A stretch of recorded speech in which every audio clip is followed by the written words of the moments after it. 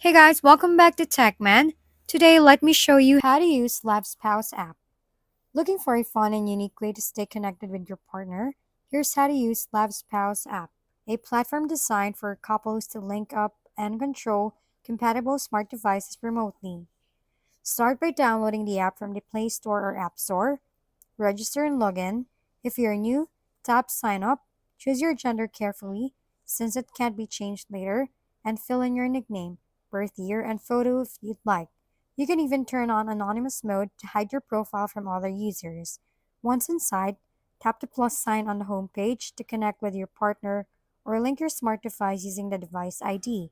From there, you can explore features like messaging, community chats, and even interactions modes for couples in long distance relationships. While some users experience pairing issues at first, it becomes smoother with use.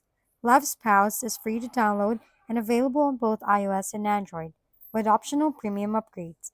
If you already have a compatible smart device and want to keep your connection strong from afar, the Love Spouse app might just be your next favorite couple's companion. If we've been helpful, kindly give us a thumbs up and don't forget to hit the subscribe and bell button for more contents. For any questions and suggestions, comment down below.